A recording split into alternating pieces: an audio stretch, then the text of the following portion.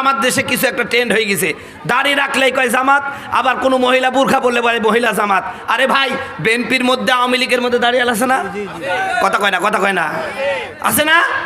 তাহলে তো আপনি সব দাঁড়িয়ালাকে যদি জামাত বানায় দেয় তাহলে তো আপনারই লস। কথা কয় না, কথা কয় না, কথা কয় না। আমরা কোনো যারা দাড়ি রাখা আমার রসুলের সুন্নাত, জামাতের সুন্নাত না। কথা কয় না, কথা কয় না। দাড়ি রাখা কার সুন্নাত? রসুলের সুন্নাত। মাথায় টুপি পরা কার সুন্নাত? গায়ে লম্বা জামাত পরা কার সুন্নাত? সুতরাং এটা কোনো জামাতের ঠিকাদারি নয়, জামাতের পোশাক নয়। এই দাড়ি লম্বা রাখা এটা বিএনপির পোশাক, বিএনপির জন্য রসুলের সুন্নাত, আওয়ামী লীগের জন্য রসুলের সুন্নাত, জামাতের জন্য ইসলামের সুন্নাত, তাবলিগালা, চরমোনাই, ফুরফুরা, মানিকগঞ্জ সকলের সুন্নাত। কথা কয়, কথা কয় না।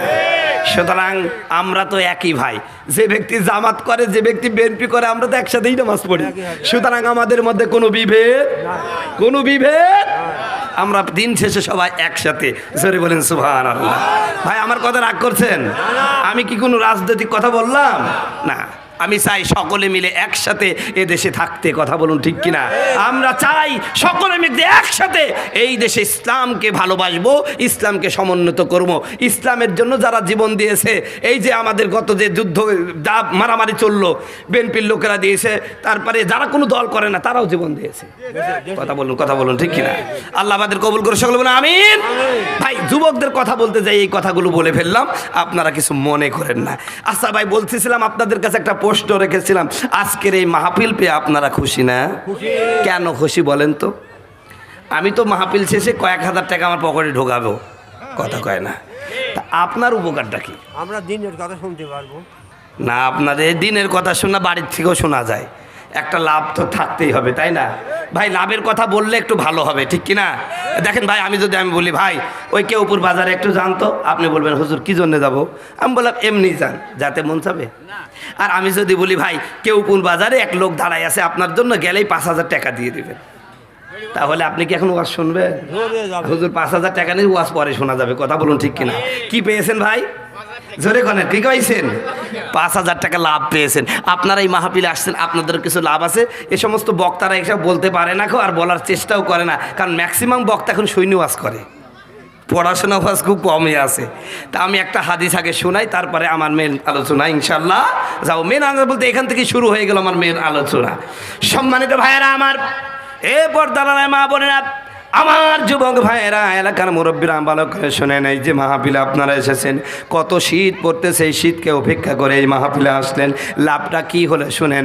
আমার নবী মুহাম্মদ সাল্লাল্লাহু আলাইহি ওয়াসাল্লাম বলেছেন, কোনো মুসলিম নরনারী, কোনো মুসলিম নরনারী, ইমানদার নরনারী যদি এশার নামাজ আদায় করার পরে আল্লাহর কোরআন বোঝার জন্য কোরআনের কোনো মজলিসে বসে, অথবা নিজেই কোরআনটা নিয়ে একটু গবেষণা করে, অথবা কোরআনের আলোচনা হচ্ছে, কোরআনের গবেষণা হচ্ছে, এমন একটা জায়গায় কিছু সময় ব্যয় করে, আল্লাহ রব্বুল আলামিন তাকে 1000 রাকাত কবুল নামাজের সওয়াব দেন। জোরে বলেন সুবহানাল্লাহ। কয় হাজার রাকাত কবুল নামাজের সওয়াব? আরো জোরে বলেন। আচ্ছা ভাই, এখন যারা আমরা এশার নামাজ পড়েছি কবুল হয়েছে, এরকম গ্যারান্টি কারো আছে নাকি? ভাই আমারই তো নাই, তা আপনার তাকে কি? আপনি 20 বছর নামাজ পড়েন, এখনো সূরা ফাতিহা স্পষ্টভাবে পড়তে পারে না, এরকম মুসল্লি মনে হয় এলাকায় নাই। জোরে বলেন আছে কি নাই? কয় ভাবে আইয়া আলে রব্বিকুম আতিকাজিমান আলহামদুলিল্লাহি রাব্বিল আলামিন। কথা কয় না, কথা কয় না। আবার অনেক মুসল্লি আছে শুধু সূরা ফাতিহাটা অর্ধেক জানে। কথা কয় না, কথা কয়। আবার কেউ আছে ওই ইমাম সাহেবের সাথে শুধু আল্লাহু আকবার বলতে পারে, আর কিছুই পারে না। কথা বলেন তো, এই রকম মুসল্লি যদি কিয়ামত পর্যন্ত নামাজ পড়ে, ওই নামাজ দিয়ে কিছু হবে? কথা কয় না, কথা কয়। সম্মানিত বন্ধুগণ আমার, ভাইরা আমার, ভালো করে লক্ষ্য করে শুনেন।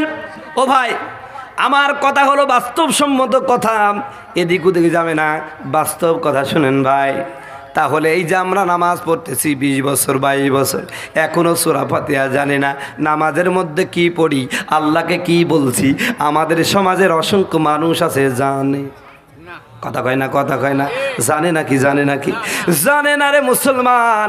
যার কারণে আমাদের সমাজে কিছু মুসল্লি আছে, নামাজে পড়ে সুদও খায়, নামাজে পড়ে ঘুষও খায়, নামাজে পড়ে ওজনে কম দেয়, নামাজে পড়ে অন্যের জমিনের আইল ঠে। কথা কয় না। আছে কি নাই, আছে কি নাই? কত হাজি সাহেবকে দেখা যায় রে ভাই, হজ করে আইছে বাইরে ভাই, গ্রামের মধ্যে সবচেয়ে বড় পাজি ওই বেটাই। কথা কয় না, কথা কয় না। 10 বিঘা জমি, 5টা মেয়ে, 6টা ছেলে, সব জমিগুলো ছেলের নামে দেয়, মেয়েকে ঠগাই দেয়। হজ করে আইসে মেয়েকে বলে, মা কিছু দিতে পারিনি, একটু দোয়া নিয়ে যা। কথা কয় না, কথা কয়। এবার হাজি সাহেব হজ করে এসে এলাকায় একটা মাতব্বার হয়ে গেছে, এলাকার সম্মানিত লোক আছে, যত মুরগির মাথা ওই হাজি সাহেবের পেটে। কথা বলুন ঠিক কিনা? এবার হাজি শুধু তাই করে না ভাই, কত হাজি সাহেবকে দেখা যায় মাহফিলের সভাপতি, আবার মমতাজ আসবে সেখানকার বিশেষ অতিথি। কথা কয় না, কথা কয় না। নামের আগে দেখো আল্লাহ হাজি লিখা, তার মদের আসরে সে থাকে, সুদ ঘুষের হাজানি আছে যত অন্যায়, বেশি বেশি করে না, একটু আধটু ধরে করে। কথা কয় না, কথা।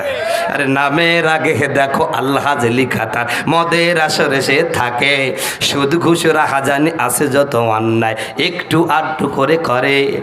এমন চরিত্রের মানুষ রূপী যারা, তাদেরকে কেমন লাগে বলেন? ভণ্ড ভণ্ড লাগে যে ওদের, ভণ্ড ভণ্ড লাগে। কথা কয় না, এরম লোক আছে না ভাই? অথচ আল্লাহর কোরআন কি বলছেন দেখেন ও মুসলমান। আল্লাহ বলতেছেন, এইবার আমার খুতবার মধ্যে তেলাওয়াতকৃত আয়াতটা আমি আপনাদের সামনে তরজমা করে শুনিয়ে দিচ্ছি। আল্লাহ 1500 বছর আগে যেই কোরআন মক্কায় নাজিল করেছেন, ওই কোরআনের মধ্যে যে আয়াতটা ছিল, আপনাদের এই গরুদোয়া কামারপাড়ার কোরআন শরীফ ওই আয়াতটাই আছে। আল্লাহ বলতেছেন, উতলু মা উহিয়া ইলাইকা মিনাল কিতাবি ওয়াকিমিস সালাহ ইন্নাস সালাতা তানহা আনিল ফাহশাই ওয়াল মুনকার। জরুন আল্লাহু আকবার। পবিত্র কোরআন কারিমের 403 নম্বর পৃষ্ঠা 1 নম্বর লাইন, 2 নম্বর লাইন, সূরা আনকাবুতের 45 নম্বর আয়াত বাড়িতে গিয়ে খুলে দেখবেন। আল্লাহ ডাক দেয়া বলেন, নবী আপনার প্রতি যেই কোরআনখানা নাজিল করেছি, এই কোরআনটা আপনি তেলাওয়াত করুন আর নামাজ পড়ুন। আমার নবী তখন প্রশ্ন করলেন, কেমন যেন আমার আল্লাহকে, ওগো আল্লাহ, ওই যে প্রথমেই ওয়াজের শুরুতে বলেছি লাভ ছাড়া কোথাও যাবো। কথা বলেন, কথা বলেন। আমার নবীকে বললেন, ও নবী আমি যেই কোরআনটা আপনার প্রতি নাজিল করেছি, এই কোরআনটা আপনি তেলাওয়াত করুন আর নামাজ পড়ুন।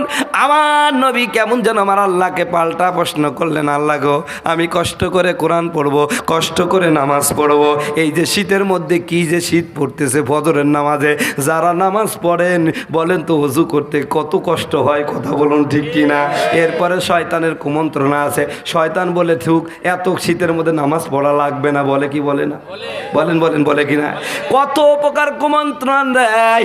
আমার বন্ধুগণ, আমার ভাইয়েরা, আমার নবী প্রশ্ন করলেন, নবী গো আমি কষ্ট করে কোরআন তেলাওয়াত করব আর নামাজ পড়ব, বিনিময়ে কি পাবো আমাকে কি বলবেন নাকি?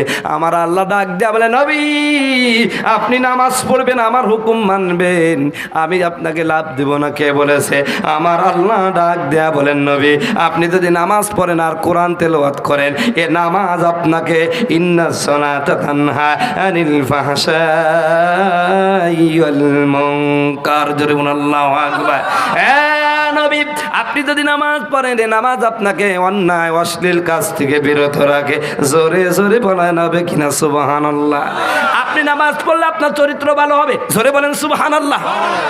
এ কামারডাঙ্গার মুসলমানেরা, আমি আপনাদের কাছে বিনয়ের সাথে প্রশ্ন করতে চাই, আমার আল্লাহ